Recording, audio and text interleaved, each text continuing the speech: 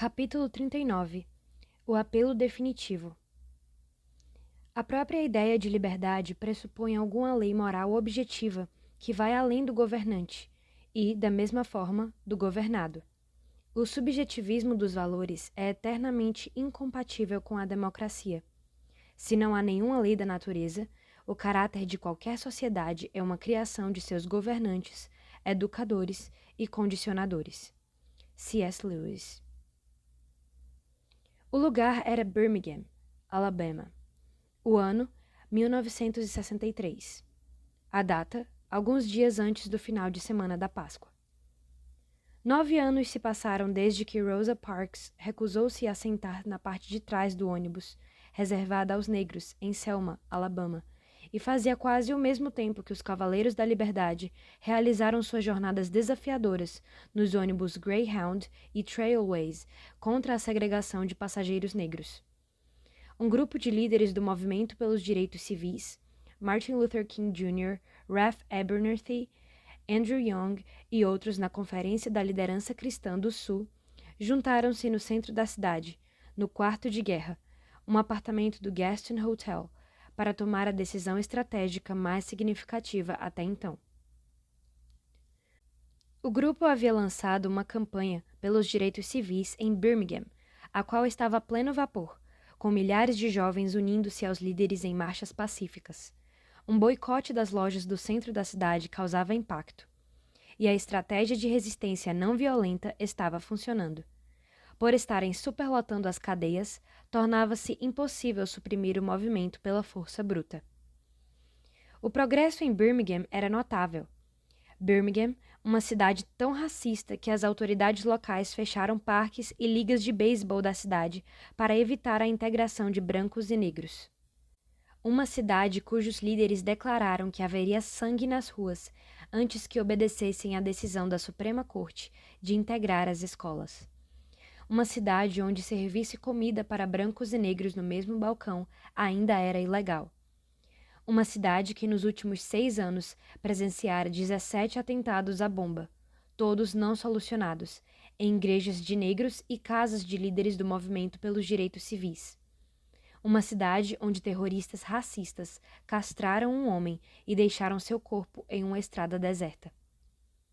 Não era de se surpreender, portanto, que os oficiais de Birmingham houvessem decidido lutar contra o movimento pelos direitos civis, adotando táticas que já haviam funcionado com sucesso um ano antes em Albany, Geórgia. Eles acharam um juiz federal que emitisse uma ordem contra King e os outros líderes do movimento, que anunciaram planos de marchar na sexta-feira da Páscoa. Se os líderes obedecessem à ordem restritiva, como fizeram em Albany, perderiam a marcha e veriam as consequências. Sem liderança, o movimento perderia impulso e fracassaria.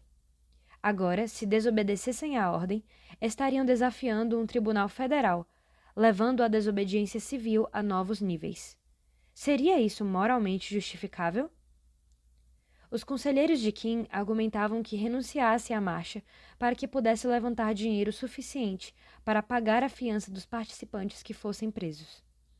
Mas como poderia pedir para que os outros fossem de boa vontade para a prisão, a menos que estivesse disposto a unir-se a eles? Além disso, seu compromisso de marchar na sexta-feira da Páscoa havia sido reiterado várias vezes em eventos públicos. Se não aparecesse, os partidários seriam desmoralizados e os inimigos pensariam que havia desistido. O que fazer? Kim entrou em um dos quartos da suíte para orar pela sua decisão. Quando reapareceu, depois de mais uma hora, estava vestindo um novo macacão que comprara para usar na prisão. Eu vou marchar, Kim decidiu. Não podemos saber o que vem pela frente. Devemos cumprir nossas promessas da melhor forma que pudermos. Agora estamos nas mãos de Deus. Filho, disse o pai, Dr. Martin Luther King Sr., eu nunca fui contra qualquer de suas decisões. Mas desta vez penso que seria melhor você permanecer em casa. Eu não desobedeceria aquele mandato. Por um momento, a agonia da decisão tomou conta de Kim mais uma vez. Ele refletiu por um instante, para então afirmar: Não, estou determinado. Então está certo, respondeu o pai. acenando a cabeça afirmativamente. Um fotógrafo captou o momento da prisão de King em uma fotografia que se tornou famosa. O grande líder do movimento pelos direitos civis, algemado, olhando para trás em direção aos partidários, a face assombrada. Dentro da prisão de Birmingham, foi trancado em uma cela solitária do tamanho da cela de um monge, estreita e sem janela.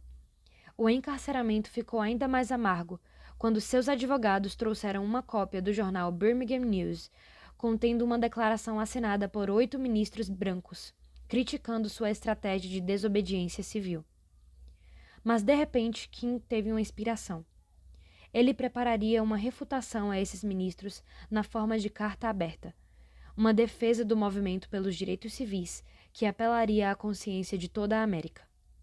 Em pedaços de papel higiênico e mais tarde escrevendo em papel contrabandeado, página por página, King produziu uma epístola lírica sobre por que às vezes é justificável quebrar a lei. O movimento dos direitos civis, reconheceu, havia ganho muito de sua força ao persuadir as pessoas que obedecessem à decisão da Suprema Corte de 1954, que abolia a segregação racial nas escolas públicas. Assim, abre aspas, à primeira vista pode parecer bastante paradoxal quebrarmos de forma consciente as leis. Alguém pode bem perguntar: como você pode defender a violação de algumas leis e a sujeição de outras? A resposta está no fato de que há 2 tipos de leis, a justa e a injusta. A pessoa tem não apenas responsabilidade legal, mas também moral de obedecer às leis. Por outro lado, a pessoa tem responsabilidade moral de desobedecer leis injustas. Eu concordaria com Agostinho de que uma lei injusta não é absolutamente lei alguma. Agora, qual é a diferença entre as duas? Uma lei justa é um código feito pelos homens que se enquadra com a lei moral ou a lei de Deus. Uma lei injusta está fora de harmonia com a lei moral. Para fazer referência a Tomás de Aquino, uma lei injusta é uma lei humana que não está arraigada na lei eterna e na lei natural. Fecha aspas. A tradição da desobediência civil, King observou, retorna aos tempos do Antigo Testamento, a Sadraque, Mesaque e Abednego, 3 jovens judeus que, por causa da consciência, desobedeceram às leis do monarca babilônico Nabucodonosor.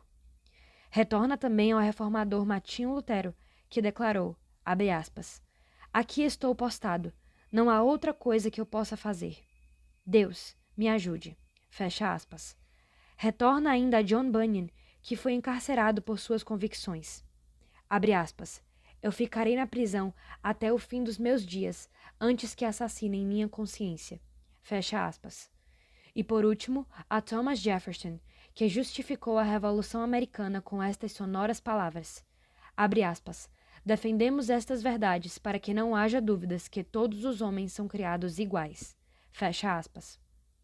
King lembrar-se-ia para sempre desse encarceramento como sendo o momento em que as suas convicções foram testadas ao extremo.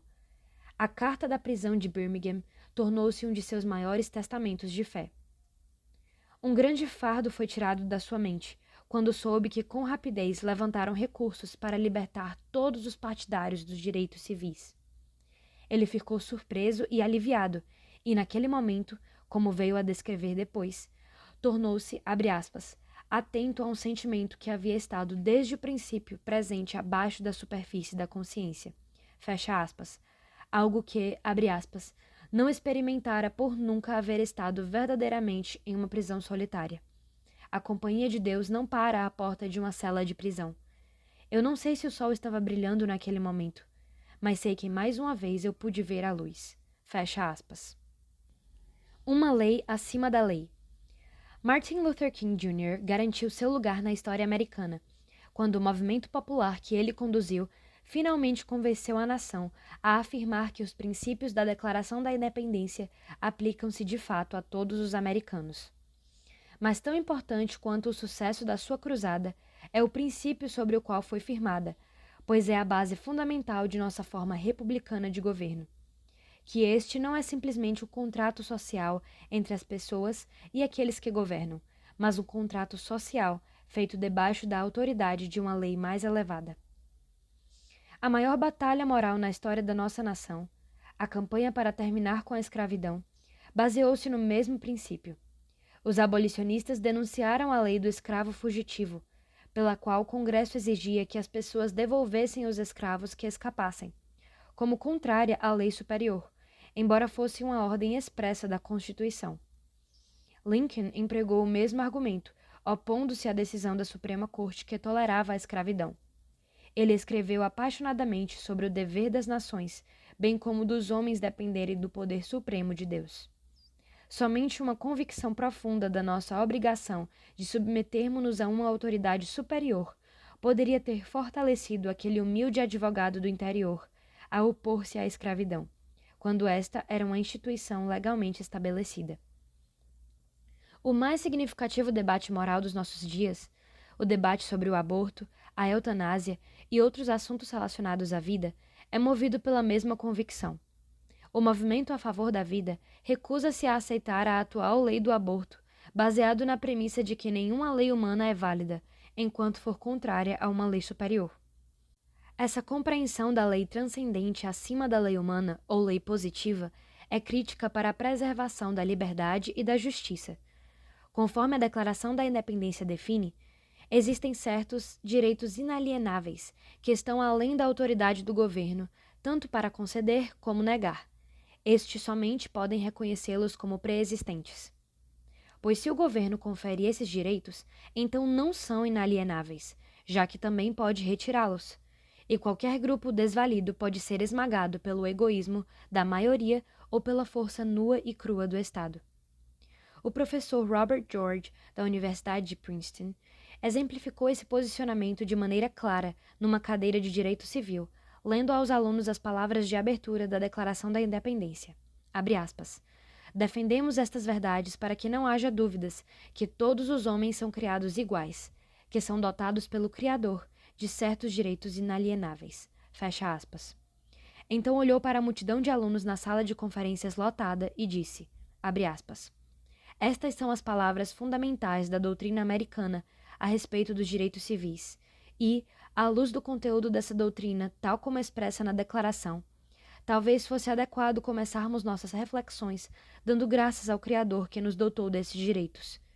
Portanto, silenciosamente, cada um de acordo com sua própria tradição e a sua própria maneira, agradeçamos ao Criador por nossos direitos. Fecha aspas. A seguir, acrescentou de modo brincalhão, abre aspas, aqueles dentre vocês que não têm fé podem aproveitar essa oportunidade para refletir em silêncio sobre a origem dos nossos direitos mais importantes, os quais creio que vocês também prezam. Fecha aspas.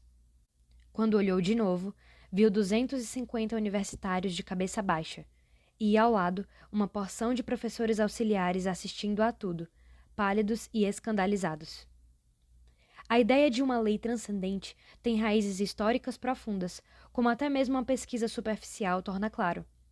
Na antiga cultura judaica, a lei, Torá, era considerada como revelação divina. Entre os antigos gregos, Platão e Aristóteles sustentaram que a justiça humana é definida por verdades mais elevadas, ou ideais, acessíveis à razão humana e reconhecíveis através de uma lei natural, os princípios morais que se coadunam com nossa natureza como seres humanos. Da mesma forma, os romanos apelaram para uma origem eterna da lei, como se reflete na afirmação de Cícero, abre aspas, a lei não é produto do pensamento humano, nem é algum acordo entre povos, mas algo eterno que governa todo o universo. Fecha aspas. Por volta de 380 d.C., o cristianismo era a religião oficial do Império Romano, e, a partir daí, o direito ocidental foi amplamente moldado pela concepção cristã, baseada na doutrina da criação. Teólogos como Agostinho e Tomás de Aquino sustentaram que a lei humana deve refletir a ordem moral criada por Deus, que pode ser reconhecida tanto pelo crente como pelo não crente, já que é uma lei escrita no coração. Uma lei que não reflita essa lei natural, como King escreveria na cadeia de Birmingham, é uma lei injusta, a qual absolutamente não é lei alguma. Assim, a tradição política ocidental geralmente pressupõe que, para serem válidas, as leis humanas devem estar alicerçadas na lei natural pela qual Deus governa a criação, a qual, por sua vez, é uma parte de sua lei eterna.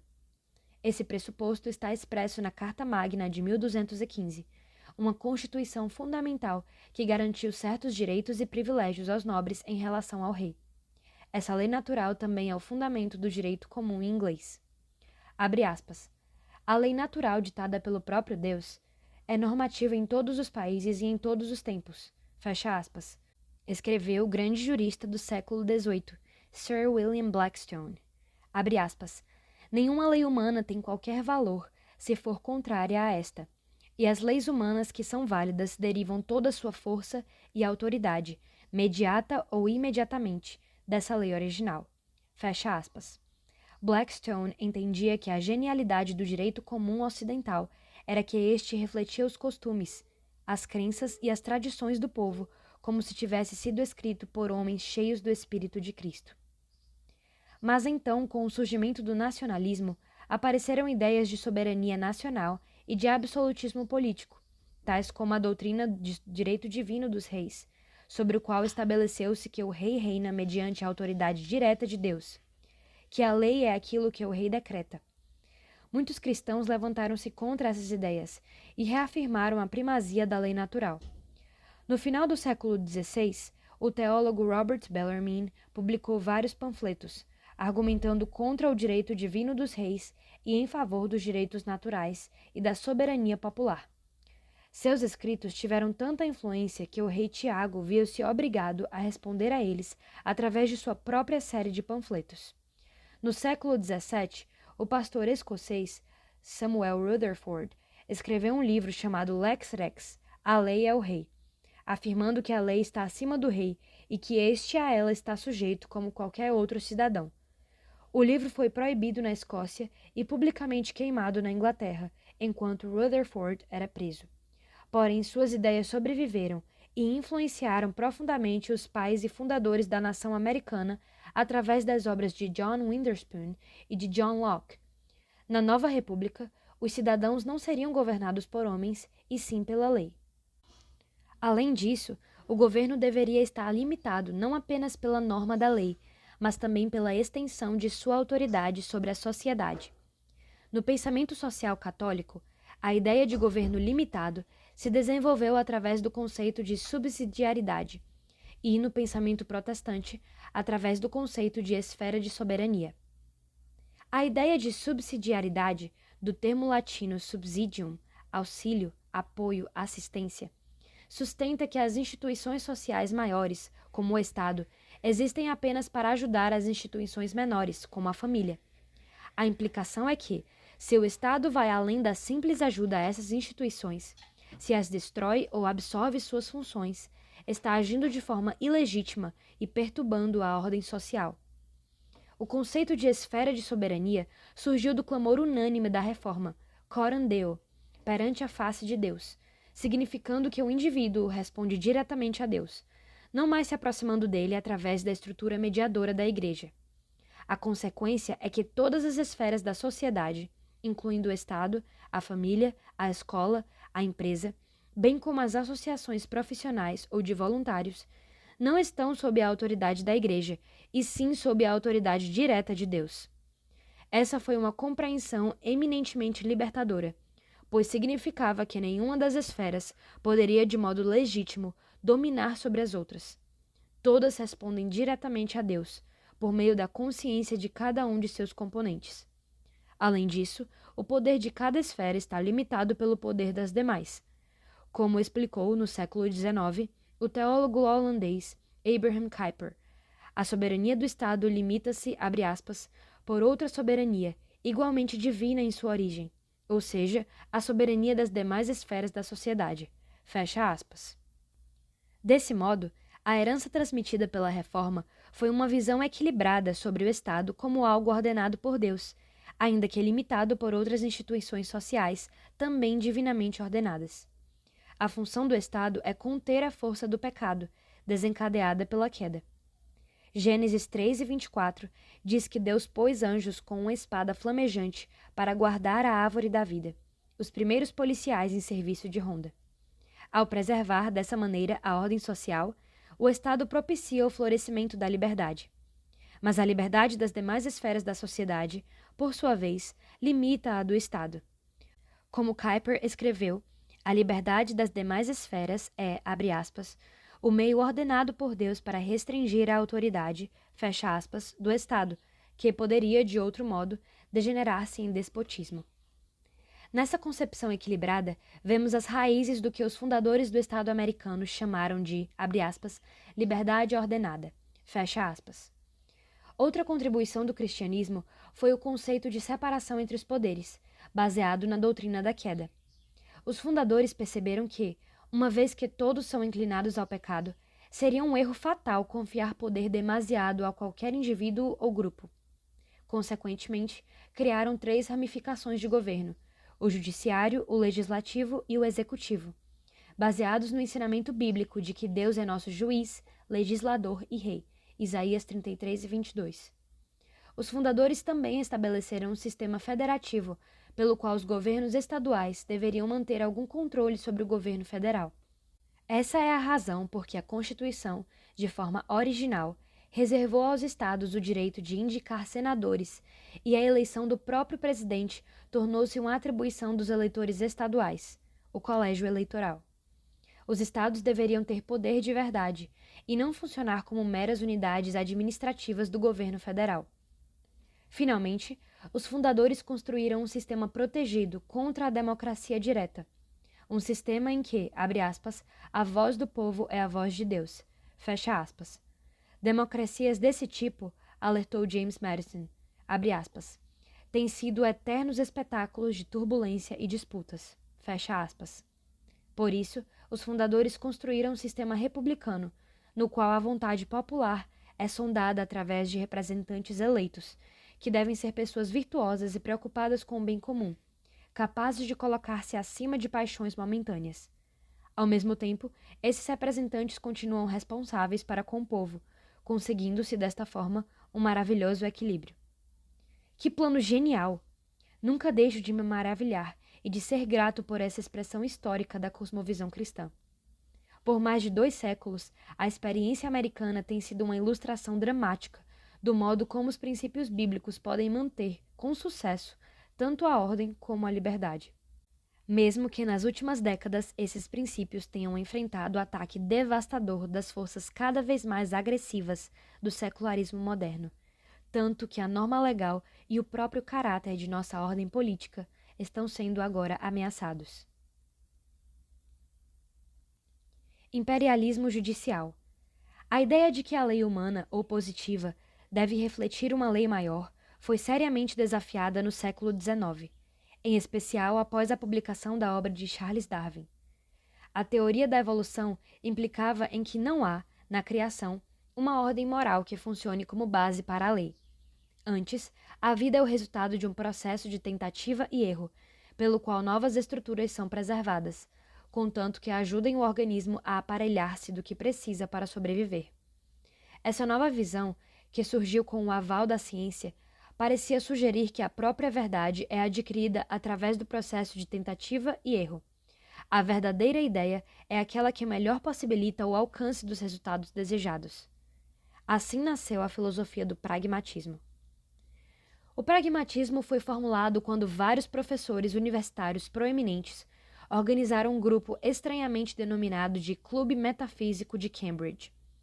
Esses destacados intelectuais, entre os quais Oliver Wendell Holmes, Charles Peirce e William James, definiram a verdade como a hipótese que se mostra mais apropriada, que trabalha melhor. Ou como James definiu brevemente, abre aspas, a verdade é o valor monetário de uma ideia, fecha aspas. O que o pragmatismo entendia por lei foi declarado com ousadia por Holmes em 1897, quando aconselhou a um auditório de estudantes de direito que deixassem de lado as noções morais e, em vez disso, encarassem a lei como uma ciência, a ciência da coerção estatal. A síntese mais crassa do que isso significa depreende-se de sua famosa máxima de que a lei é, abre aspas, a deliberação majoritária de uma nação que pode sobrepujar todas as outras decisões, fecha aspas. Em outras palavras, a lei é reduzida à pura força. Mais recentemente, a autoridade da lei sofreu outro golpe por meio do desconstrucionismo, que inicialmente era apenas um método de crítica literária, mas agora se aplica a qualquer tipo de texto, inclusive legais. De acordo com o desconstrucionismo, a linguagem não revela significado, o que implicaria a existência de um reino transcendente de verdade. Antes, é uma construção social. Todo o texto reflete várias forças, frequentemente conflitantes, sociais e culturais, destinadas, em última instância, a incrementar o poder de algum grupo social. Interpretar não significa identificar o que o autor quis dizer, e sim desmascarar as relações de poder subjacentes. Nos últimos anos, essas visões radicais a respeito da lei começaram a infiltrar-se e moldar decisões judiciais, inicialmente em casos que envolviam direitos religiosos. Não havia algo como uma conspiração anticristã em processo, ao contrário do que muitos cristãos criam. Antes, os casos religiosos tornaram-se os alvos mais óbvios por se apoiar mais claramente naquilo que agora tinha de ser desacreditado: a autoridade de uma lei maior. Os tribunais mudaram rápida e dramaticamente. Bem recentemente, em 1952, o juiz da Suprema Corte, William O. Douglas, descrevia os Estados Unidos como uma, abre aspas, nação religiosa cujas instituições pressupõem a existência de um ser supremo, fecha aspas, e argumentava que o Estado deveria, portanto, abre aspas, adequar os serviços públicos às necessidades espirituais do povo, fecha aspas. Douglas não estava defendendo qualquer religião em particular, mas apenas definindo que a religião é boa para o povo e que o Estado deve respeitá-la. Mas, passadas apenas 2 décadas, em 1973, a Suprema Corte colocou de lado os interesses morais e religiosos mais profundos do povo, alegando descobrir na Constituição um direito implícito à privacidade, que garantiria à mulher o direito de abortar. Roe vs. Wade. Com um único golpe, a Suprema Corte buscou finalizar um debate político que estava em andamento nos legislativos dos 50 estados americanos, com respeito a um problema sensivelmente moral: a situação legal dos estágios iniciais da vida humana. Foi um ato de excessivo orgulho jurídico, que serviu apenas para questionar a autoridade da lei, garantindo assim que o debate sobre o aborto continuasse e se tornasse ainda mais rancoroso, o que, naturalmente, tem acontecido. Mas o caso Roe foi apenas o mais célebre de uma enorme corrente de outros, envolvendo a oração em público, cerimônias religiosas e liberdade sexual, nos quais os juízes usurparam de forma rude o processo legislativo e mostraram hostilidade crescente contra as tradições religiosas e morais, que historicamente instruíram as leis americanas. De fato, em alguns casos, os juízes, na verdade, determinaram que a motivação religiosa por trás da lei concorre para desqualificá-la. Por exemplo, em 1987, a Suprema Corte derrubou uma lei do estado de Louisiana, determinando que o ensino sobre a criação fosse ministrado ao lado do ensino sobre a evolução. Por quê? Porque a Corte decidiu que o alegado propósito secular daquele legislativo, isto é, liberdade acadêmica, era um pretexto para encobrir, realmente, a tentativa de promoção da religião bíblica. Isso apresenta uma reviravolta atordoante. Se os princípios bíblicos foram tidos, no passado, como a autoridade subjacente à lei, agora servem para desqualificá-la. Uma das decisões mais destrutivas dos últimos anos foi a do caso Maternidade Planejada versus Casey, em 1992. Enquanto manteve modestas restrições estatais ao aborto, a Corte procurou definir o direito de abortar, criado pelo caso Roe, em bases constitucionais mais firmes. A Corte abandonou a velha tática de justificar o aborto através do direito implícito à privacidade, escondido na penumbra da 14ª Emenda. Em vez disso, afirmou de forma direta o direito explícito à liberdade. A Corte, a partir daí, reprimiu os defensores da vida por terem a ousadia de questionar suas decisões e, em essência, os advertiu a se calarem e voltar para casa. Assim, após ter sumariamente desprezado o debate democrático sobre o aborto, em 1973, 20 anos mais tarde, a Corte decretou que o simples questionamento do direito de abortar é uma afronta à norma da lei. A maioria definiu, então, a liberdade da 14ª Emenda em termos radicais de tirar o fôlego. Abre aspas, No âmago do conceito de liberdade, escreveu o juiz Anthony Kennedy, está o direito de definir o próprio conceito de existência, de sentido, do universo e do mistério da vida humana. Fecha aspas. Em resumo, a Corte colocou o indivíduo isolado, construindo seu próprio senso de significado, como o centro de gravidade da lei constitucional. O autogoverno coletivo popular, de acordo com o Código Moral Comum, foi rejeitado como intolerância da maioria. De fato, a Corte rejeita qualquer crença em uma ética transcendental como intolerante, e por isso repudia a ideia de uma lei maior, acima dos tribunais. No caso Lee versus Weisman, em 1992, a Corte decidiu que, mesmo uma oração inofensiva e opcional, dirigida por um rabino no princípio do período letivo, no colégio, era inconstitucional, porque infringia o direito de um adolescente de 15 anos de não ouvir respeitosamente uma expressão de religiosidade da qual discordava. O que seria, há apenas uma geração, considerado exemplo de cidadania, transformou-se em agravo à Constituição.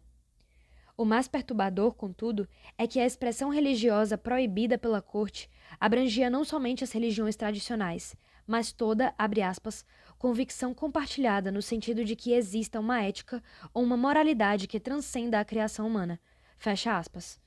Em outras palavras, a Suprema Corte estava afirmando que nenhuma moral transcendente deve ser permitida em praça pública, mas apenas a visão pós-modernista de que considera a moral como uma invenção humana.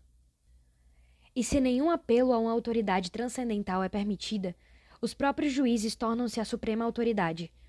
Em 1995, no caso Romer versus Evans, os juízes derrubaram um plebiscito, democraticamente votado pelos cidadãos do Colorado, vetando direitos civis, proteções e privilégios especiais baseados na orientação sexual. É claro que o conteúdo do plebiscito não fora esboçado com o devido cuidado, mas o juiz Kennedy, falando pela maioria, desconsiderou completamente o propósito expresso pelos votantes, presumindo ter o misterioso poder de conhecer as mentes de cada um melhor do que eles próprios. Abre aspas. Leis semelhantes a esta que se encontra diante de nós, escreveu, levantam a inevitável inferência de que a limitação imposta a outros nasce de animosidade em relação à classe de pessoas atingidas. Fecha aspas. Em uma única e desdenhosa sentença, uma posição moral básica, desde muito tempo compartilhada não só por cristãos e judeus, mas também por muçulmanos e pessoas de outras religiões, e, além do mais, uma posição democraticamente transformada em lei, foi reduzida a nada mais do que animosidade pessoal. Os juízes não mais discordam meramente da ética bíblica. Eles nem mesmo a reconhecem como ética, e sim a rejeitam, considerando-a como fanatismo. A mesma atitude logo penetrou nos níveis inferiores do judiciário. Escrevendo em nome do Tribunal de Apelações da Nona Vara, em 1996, contrariando o plebiscito estadual que proibia o suicídio assistido, o juiz Stephen Reinhardt fechou a porta do tribunal a pessoas, abre aspas, de fortes convicções religiosas ou morais, fecha aspas. O juiz escreveu, abre aspas, eles não têm o direito de impor suas ideias, convicções religiosas ou filosóficas a todos os outros membros de uma sociedade democrática, fecha aspas. No entanto, o que é o processo democrático, a não ser uma tentativa de cidadãos que pensam da mesma forma, procurando unir-se para aprovar leis conforme seus melhores juízos de certo e errado? E sobre que base pode um juiz dizer que todos os cidadãos têm o direito de participar desse processo, exceto aqueles que têm fortes convicções morais e religiosas? Esse estratagema judicial culminou, em 1997, com a decisão do caso Boerne versus Flores, o primeiro desafio ao ato de restauração da liberdade religiosa, de 1993, ARLR. O propósito do ARLR foi restabelecer um padrão estrito de proteção à livre prática religiosa, que tinha sido abolida pela Suprema Corte 3 anos antes. De modo significativo, o ARLR foi aprovado por unanimidade na Câmara. Teve apenas 3 votos contrários no Senado e foi assinado pelo presidente Clinton de forma entusiástica. Se uma lei alguma vez refletiu a vontade popular, esse foi o caso. Apesar disso, no caso Boerne, a Suprema Corte declarou o ARLR inconstitucional, baseado em que a autoridade expressa do Congresso para sustentar os direitos civis garantidos pela 14ª Emenda não é substantiva, mas simplesmente remediadora.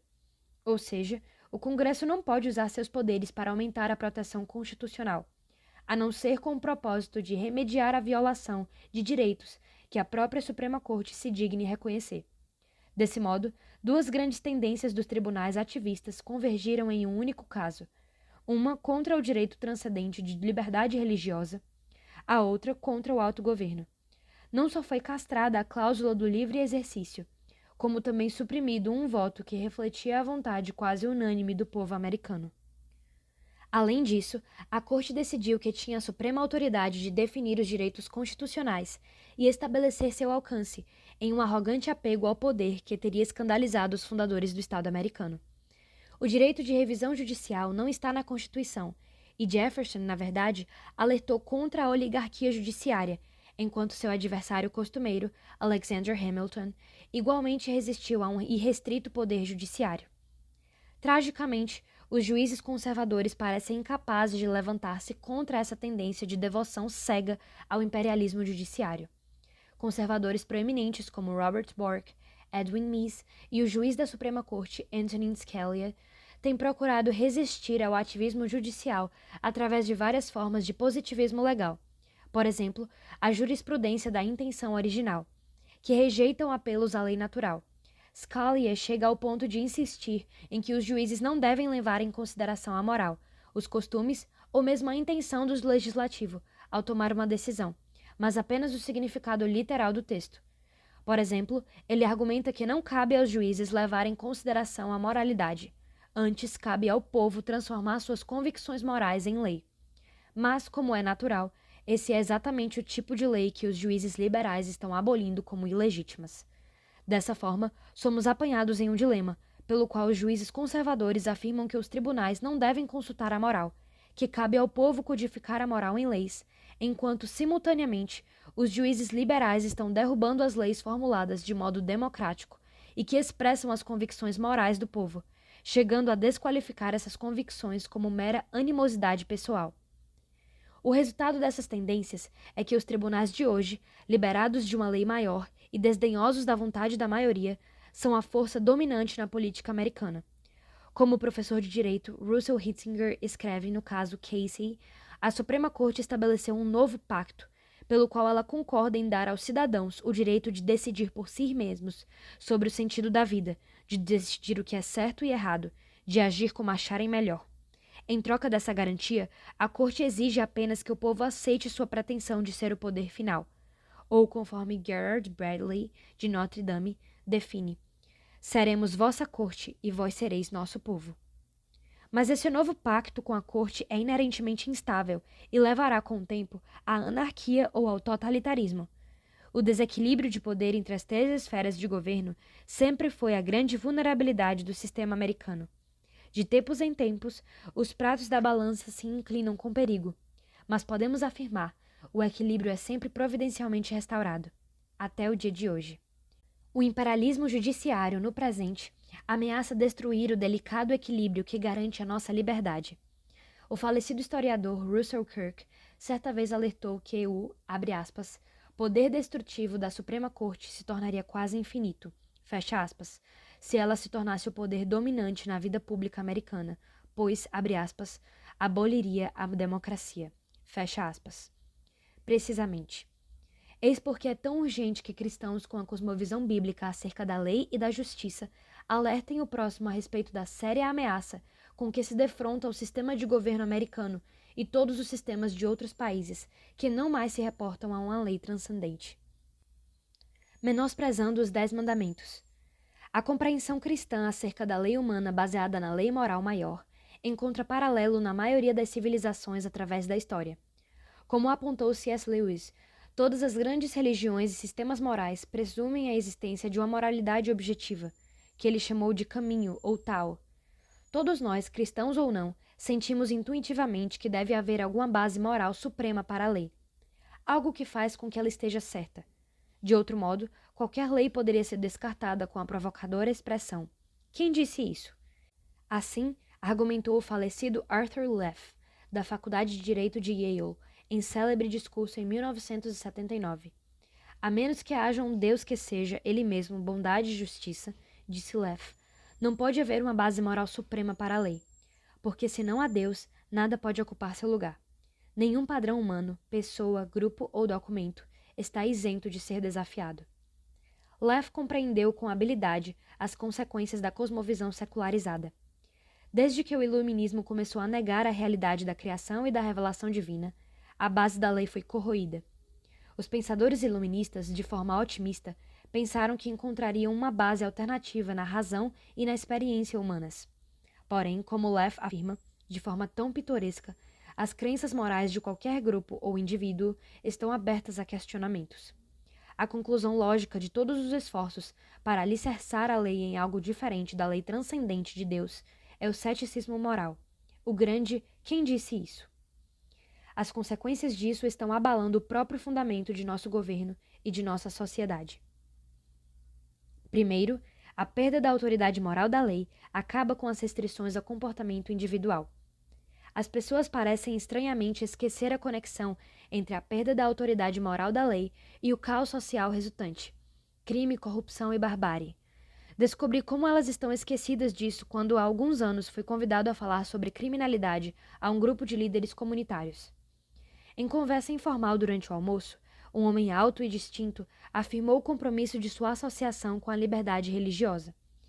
Fizemos uma campanha em nossa cidade para tirar os 10 mandamentos das paredes das salas de aula, vangloriou-se.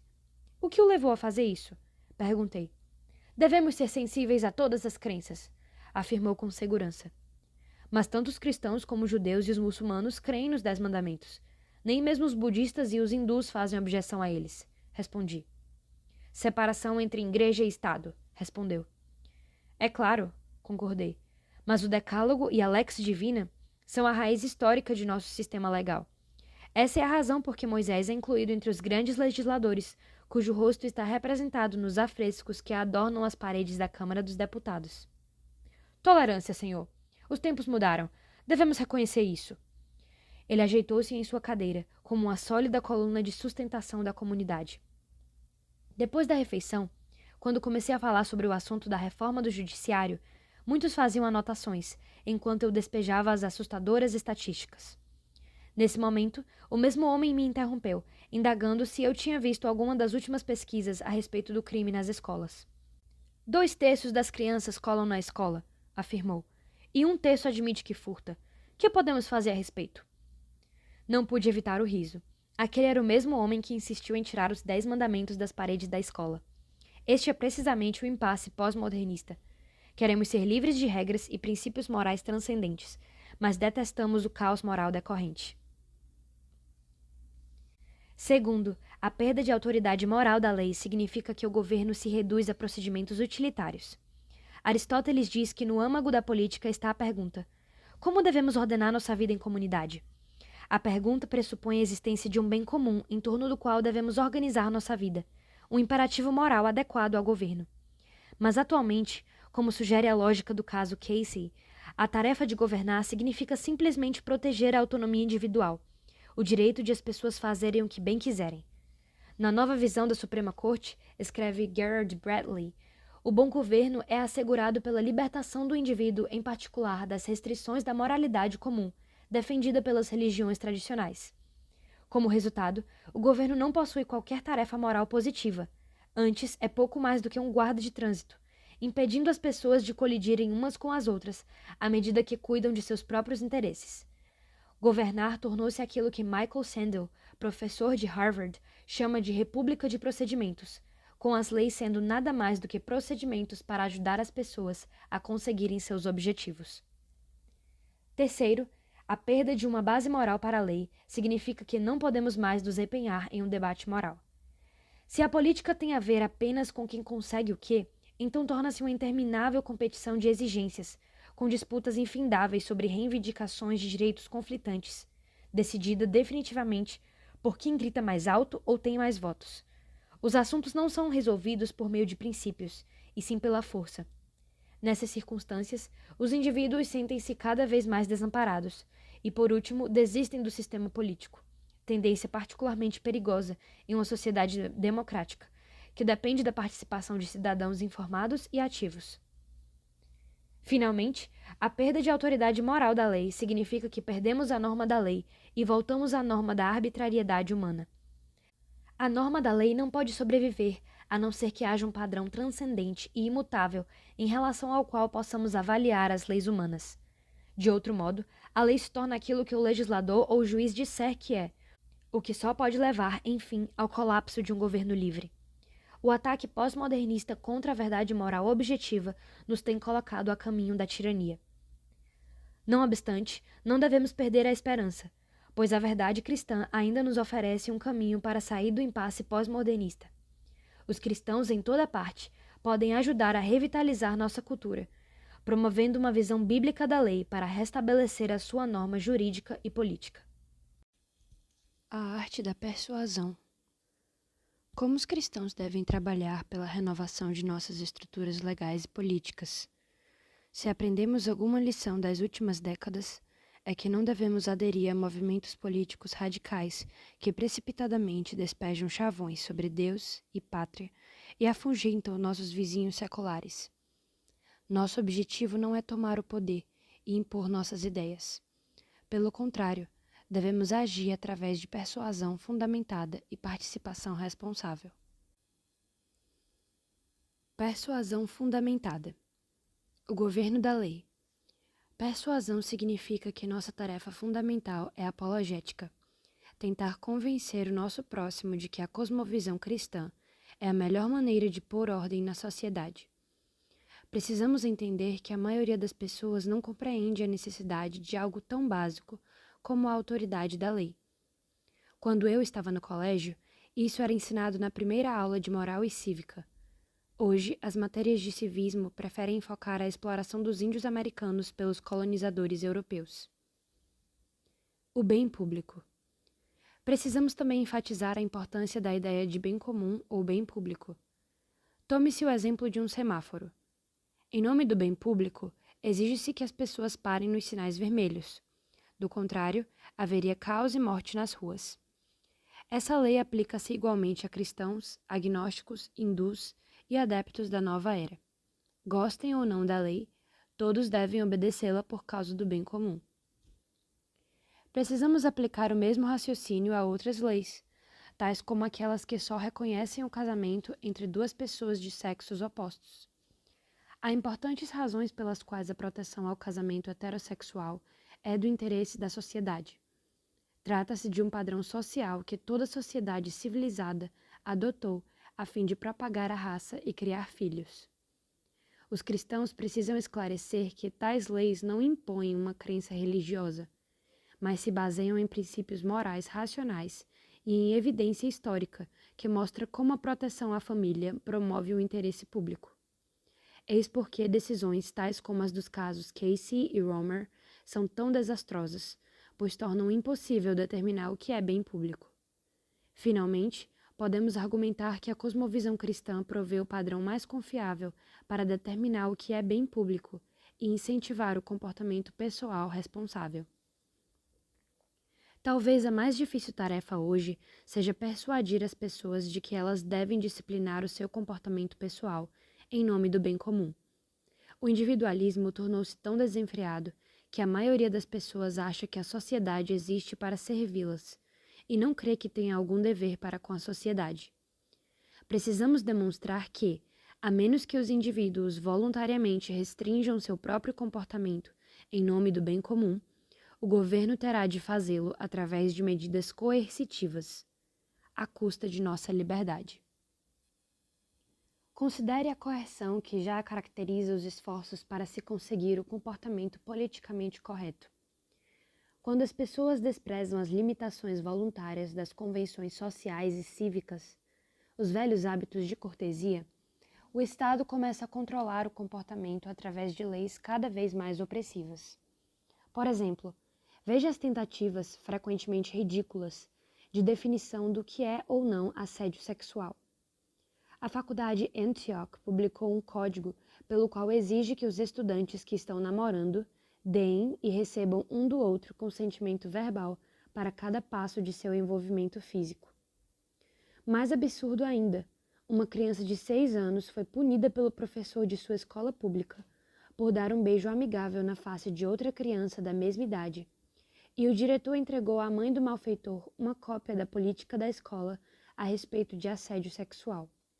E também um banco do Kansas foi multado por não ter instruções em braille para os terminais de saque eletrônico. Podemos rejeitar tais coisas como sinais da insanidade temporária nacional, mas elas não são ilógicas. São a consequência inevitável da perda das limitações voluntárias do comportamento social.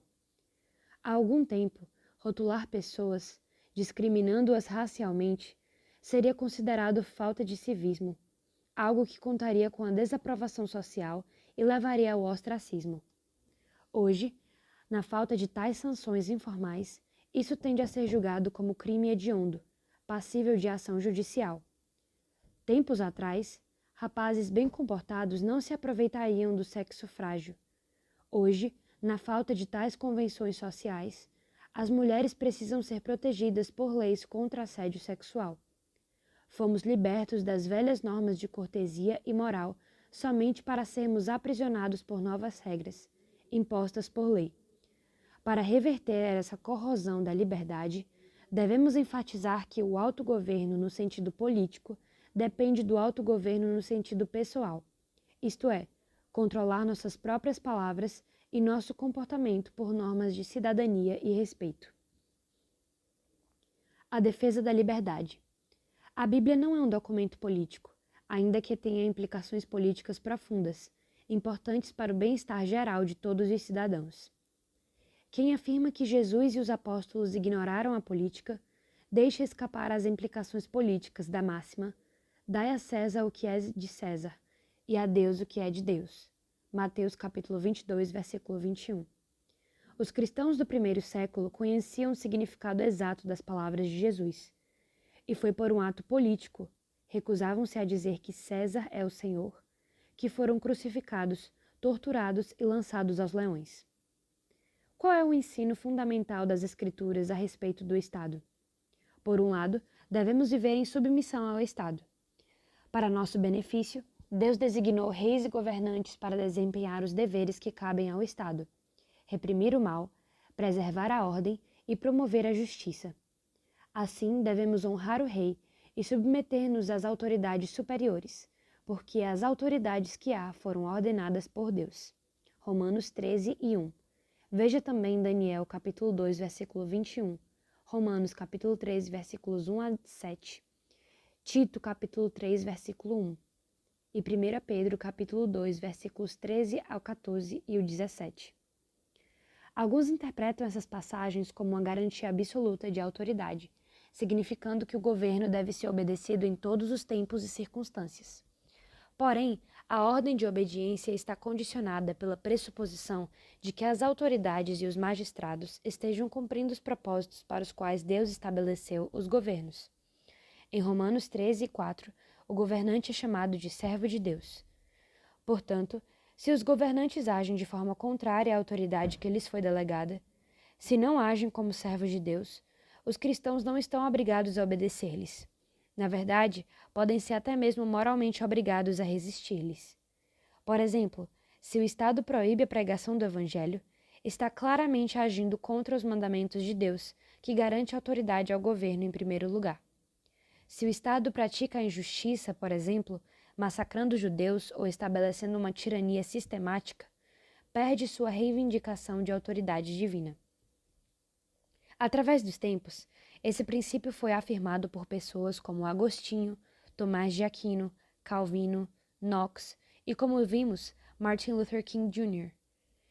A Igreja deve defender a responsabilidade moral do Estado diante do julgamento transcendente de Deus, ainda que esse princípio deva ser exercido com solene prudência, enquanto o corpo de Cristo, coletivamente, busca a direção do Espírito Santo. Decidir quais atos implicam a perda da legitimidade do Estado é assunto difícil e delicado.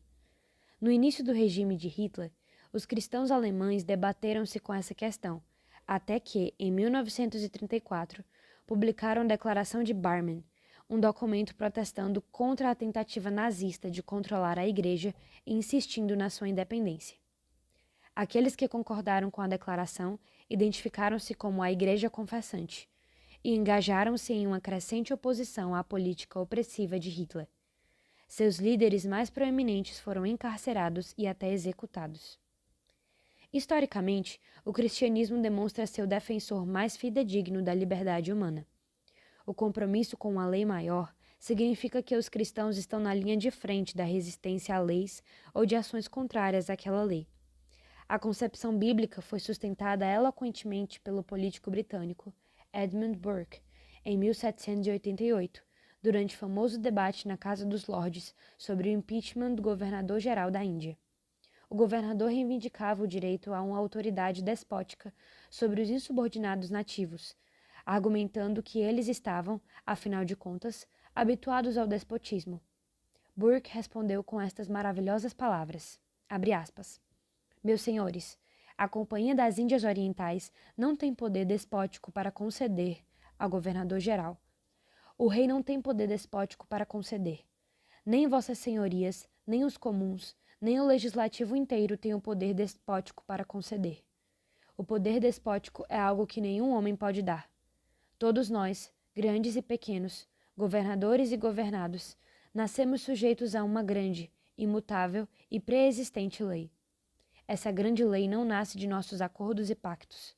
Pelo contrário, é ela que lhes dá toda a autoridade que podem ter. Fecha aspas. É verdade. Nem o rei nem o parlamento detêm autoridade absoluta, nem mesmo sobre o mais humilde súdito do Império Britânico. Essa firme convicção cristã fornece-nos a base de resistência a uma autoridade terrena, quando essa autoridade é injusta, o que tem sido o motivo pelo qual, no grande rol daqueles que deram suas vidas para defender a liberdade, predominam os crentes. Os tiranos reconhecem muito claramente esse fato, e isso explica por que o governo chinês persegue religiosos com ferocidade, prendendo pastores, incendiando igrejas e proibindo reuniões domésticas. Não é pelo simples fato de os comunistas serem ateus e quererem eliminar a religião. É porque não podem suportar alguém que adora um rei acima dos reis deste mundo. Porque essa suprema submissão fornece a base para exigir liberdade e direitos da parte do rei terreno. A autoridade da lei, a promoção do bem público e a defesa da liberdade, estes são os princípios que devemos aprender a articular ao argumentar em favor da concepção cristã da política, engajando-nos numa apologética de quintal em churrasco com amigos. Mas, ainda que nossas crenças procedam, em última análise, das Escrituras, devemos, em uma sociedade pluralista, também traduzi-las em termos que os não-crentes a possam entender. Por exemplo, quando trabalhamos pela mudança de lei sobre o aborto, não devemos apenas apelar para a revelação divina, mas também ressaltar que o dever mais fundamental de um governo é defender os indefesos. Quando nos opomos à legalização do suicídio assistido e da eugenia, podemos mencionar que o propósito máximo do governo é prevenir o uso privado de força letal. O governo empunha o poder da espada exatamente para que os indivíduos não o façam. Precisamos promover discussões públicas e convincentes, que apelem à razão e à evidência. Iniciando a caminhada. Devemos também apresentar as nossas razões através do modo como vivemos. Os outros verão mais claramente a veracidade do que cremos se vivermos nossas convicções como cidadãos responsáveis em nossas comunidades. Primeiro, os cristãos devem ser bons cidadãos. A exigência mais elementar de toda a sociedade é que seus cidadãos comportem-se responsavelmente, obedeçam à lei e cumpram os deveres civis. Os cristãos devem ser os melhores cidadãos, como disse Agostinho, pois fazemos por amor a Deus o que os outros fazem apenas porque são forçados pela lei. Isso significa que votamos, pagamos impostos, importamo-nos com nossos vizinhos e vivemos pacificamente com as outras pessoas. Honramos e obedecemos a nossos líderes e magistrados civis e oramos pelas autoridades. Podemos ainda apoiar grupos que procuram proteger a liberdade religiosa. Nos Estados Unidos há, entre outros, o Fundo Beckett, o Centro Americano para a Lei e a Justiça, CALJ, o Instituto Rutherford e o Fundo de Amparo Aliança. Segundo, os cristãos devem cumprir seu dever cívico em qualquer área da vida. Quando Alexis de Tocqueville chegou aos Estados Unidos, no começo do século XIX, ficou surpreso com o nível de colaboração dos cidadãos para com seus vizinhos, organizando todos os tipos de sociedades voluntárias para atender a necessidades sociais e desenvolver projetos para o bem comum. Ele comentou que não conhecia 10 homens em toda a França que fizessem o que os americanos comuns faziam todos os dias, como se fossem uma coisa comum. A maioria das associações que tanto impressionaram o político francês foram fundadas e eram dirigidas por cristãos que estavam seguindo o mandamento de amar ao próximo. O mesmo continua sendo verdade hoje. As pessoas podem desprezar as faixas com as palavras "Jesus salva", afixadas nas portas das missões de abrigo e de alimentação. Mas não tem como negar que esses lugares estão dispensando misericórdia e compaixão aos necessitados. Visite o centro de nossas cidades nos Estados Unidos e você descobrirá que as missões cristãs realizam a grande maioria dos serviços particulares de assistência social. Através do Prison Fellowship, por exemplo, milhares de voluntários ministram aos excluídos da sociedade, os que estão atrás das grades. E através do projeto Árvore de Natal do Prison Fellowship, centenas de milhares adquirem e entregam presentes aos filhos de detentos a cada Natal. O simples cumprimento de nosso dever dentro de nossa própria esfera de influência pode produzir resultados surpreendentes. No começo de 1998, Barbara Vogel falou à sua turma da 4ª série da escola comunitária Highline, em Aurora, Colorado, sobre a guerra civil no Sudão, onde cristãos estavam sendo apanhados por muçulmanos traficantes de escravos no sul e vendidos como escravos no norte. Os alunos da senhora Vogel começaram a chorar. Pensamos que não mais havia escravidão, afirmaram. As crianças resolveram fazer alguma coisa a respeito. Eles formaram um grupo chamado Slavery That Oppresses People, escravidão que oprime pessoas, conhecido como STOP, PARE. Foram também informados sobre a Solidariedade Cristã, uma organização que redime escravos, literalmente os compra e os devolve às famílias. Embora muitos dos alunos de Vogel vivessem em abrigos públicos, economizaram as subvenções e venderam limonada, camisetas e brinquedos velhos. Logo, tinham dinheiro suficiente para libertar 150 escravos. Mas os estudantes não pararam por aí. Eles começaram uma campanha de cartas, enviando 1.500 correspondências a jornais e autoridades públicas. A história espalhou-se. Um sem-teto que vivia de seu carro enviou os últimos $100. Uma classe de crianças deficientes físicas levantou dinheiro através da venda de comida. Um motorista de caminhão falou a respeito do trabalho das crianças para pessoas através de todo o país e coletou fundos. Dentro de 9 meses, tinha entrado mais de $50 mil em doações e mais de 5.000 escravos foram libertados. O Congresso dos Estados Unidos chamou os alunos de Barbara Vogel de pequenos abolicionistas e hasteou uma bandeira no Capitólio em sua honra. Abre aspas. Como professora da escola pública, não posso dizer, em classe, que Cristo é a coisa mais importante na vida, afirma Vogel. Mas isso não significa que não possa demonstrar minha fé. Fecha aspas. À medida que nos engajamos em assuntos civis, estamos dando um eloquente testemunho de nossa fé.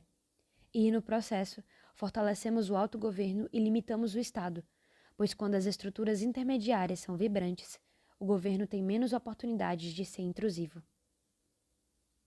Terceiro, os cristãos devem estar diretamente engajados na política. Como já foi mencionado, isso começa com o voto.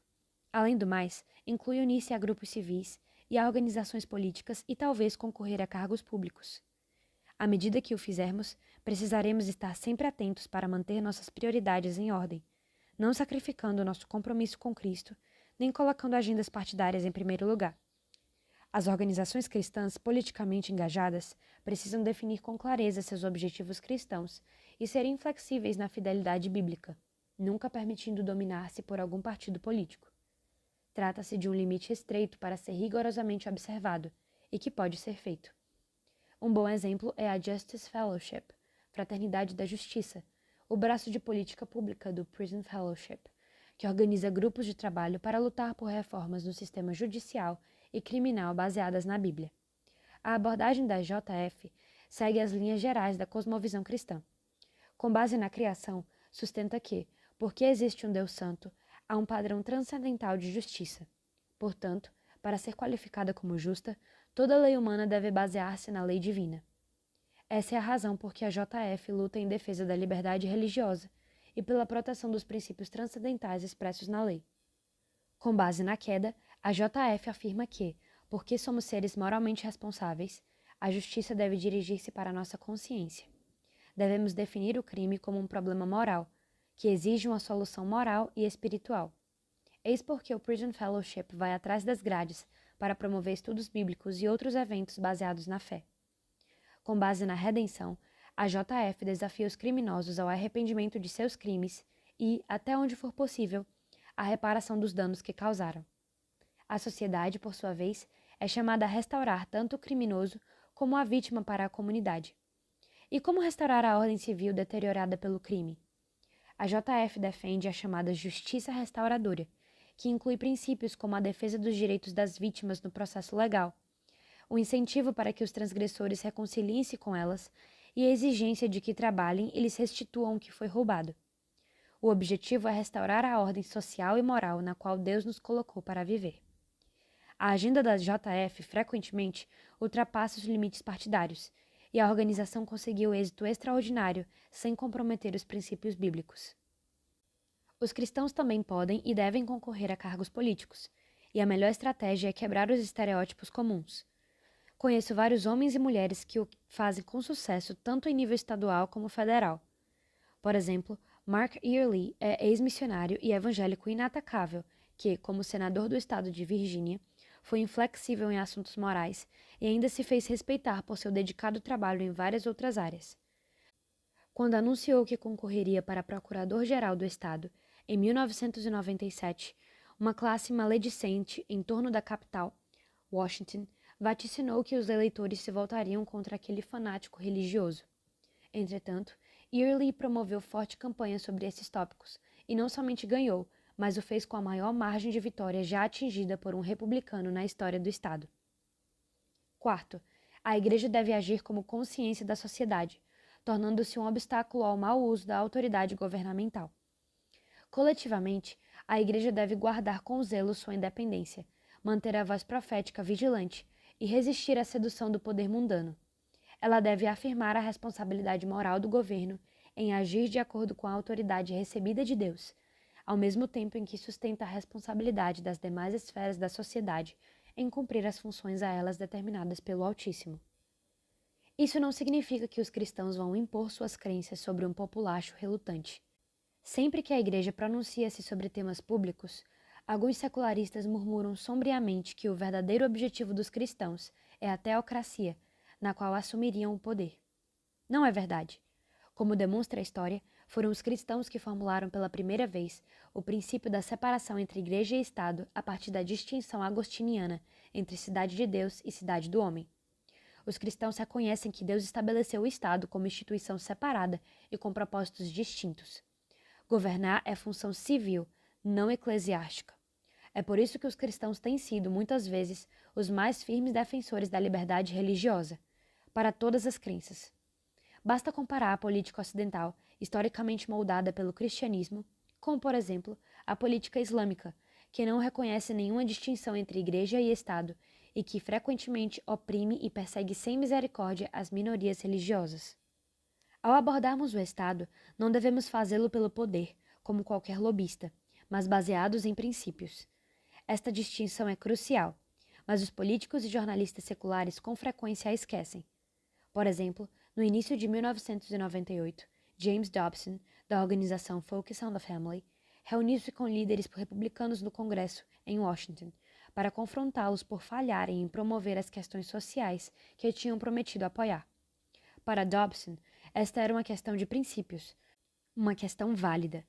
Contudo, os jornalistas interpretaram o ato como jogo de poder, alertando em tom apocalíptico que o conservadorismo religioso estava marchando sobre Washington e exigindo seus direitos. Artigos de jornal descreveram os cristãos como blocos maciços de eleitores que contribuíram com 45% dos votos na vitória republicana de 1994 e avisaram que agora estavam exigindo seu lugar à mesa. Os cristãos foram descritos nos mesmos termos que se aplicam a um sindicato de trabalhadores ou qualquer outra categoria especial. Naturalmente, temos direito a um lugar à mesa, como quaisquer cidadãos. E realmente temos influência política, mas somente porque milhões de pessoas compartilham de nossas preocupações morais. Mas esses fatos não são a base de nosso posicionamento político. Lutamos por certas verdades na arena política porque elas são essenciais à liberdade e à justiça pública. E faremos isso, quer tenhamos 45% ou apenas 5% dos votos. Portanto, esta não é a nossa mensagem. Colocamos vocês em seus cargos, agora nos recompensem. Antes, estamos mostrando aquilo que deve ser feito por ser a coisa certa, por ser um princípio que sustenta toda a sociedade civil bem organizada e porque é o dever próprio do Estado, como instituição estabelecida por Deus. Tudo isso pode ser resumido com a afirmação de que devemos mostrar o melhor patriotismo cristão, sempre valorizando nossa pátria e também resistindo quando esta coloca-se contra o padrão da justiça divina. Os Estados Unidos, com todos os seus erros e falhas, continuam sendo a maior esperança da história em adquirir-se liberdade moralmente disciplinada. Os Estados Unidos ainda são um grande farol de esperança para as nações emergentes, à medida que testemunham as bênçãos extraordinárias trazidas pela liberdade econômica, política e religiosa. Mas, para que o país continue assim, precisamos estar atentos. Abre aspas, bons cidadãos do rei, mas primeiramente de Deus, fecha aspas, como disse Thomas More, enquanto caminhava para a morte por opor-se a Henrique VIII. Precisamos estar sempre prontos para mostrar aos nossos concidadãos o caminho para a restauração da verdade e da autoridade moral da política e das leis. E devemos começar retornando ao fundamento da cosmovisão cristã, o princípio da criação. Pois, como vimos, foi a rejeição da ideia da criação que levou à perda do conceito de uma lei eterna acima da lei humana. Essa postura, por sua vez, foi o resultado de uma nova concepção de ciência, que virou a própria definição de conhecimento de cabeça para baixo.